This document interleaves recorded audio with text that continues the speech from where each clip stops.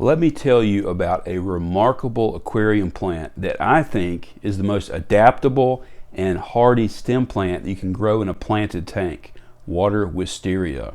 I'll go over some basic care info and give you some tips on how you can transform your aquarium with this incredibly versatile plant. Water wisteria is a very prolific aquatic stem plant that is native to the Indian subcontinent in freshwater, marsh, or wetland habitat, and it is quite a popular aquarium plant primarily because it is easy to grow, and it also provides an excellent planted environment for fish. Water wisteria is a stem plant that grows best planted in a nutrient-rich substrate. I have it growing in a dirt substrate capped with sand, and also in this blend of gravel, aqua soil, baked clay, and sand.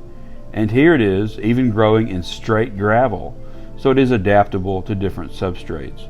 It's a plant that's best grown in large tanks because it grows fast and up to 20 inches tall, making it an excellent background plant. Water wisteria is adaptable to various light conditions also, but it does grow best in medium to high light intensity.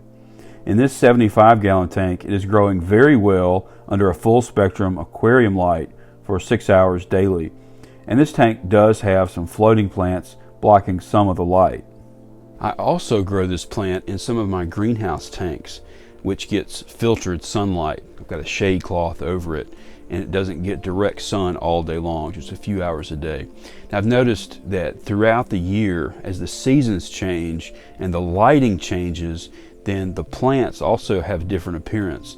Now, water wisteria inherently produces different shaped leaves on the same plant, but during the warmer summer months, when the water temperature is warmer, they get more light, they have more of the classic water wisteria leaf, that kind of lacy fern-like leaf.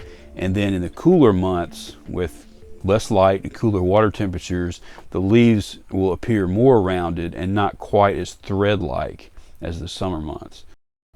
It is also adaptable to various water parameters. Now, my water is hard with a high pH, but water wisteria will also grow in softer, more neutral pH water. Make sure to have plenty of nutrients in the substrate for them because they are fast-growing plants with a healthy appetite, which can be very helpful because they can remove excess nutrients from the water. These are stem plants, as we mentioned earlier, and feed primarily from the substrate, but you can also grow water wisteria as a floating plant. And growing it this way may require some liquid fertilizer to keep it healthy, like many floating plants. To grow it as a floater, simply throw some cuttings in the water and they will grow roots after several days. Water wisteria does have soft, tender leaves, which makes it palatable to some fish. I've grown water wisteria in this stock tank pond, and I used to have a lush stand of it in here, but I introduced some goldfish earlier this year and they have since eaten most of it. I've also grown it in this 75-gallon tank before, and the black skirt tetras really tore into it. But interestingly enough, I'm growing it again in this tank with the same fish, and so far they are leaving it alone. But most small community fish are not going to bother this plant, and it really makes a great addition to a planted tank. Now, like other stem plants, water wisteria is easy to plant.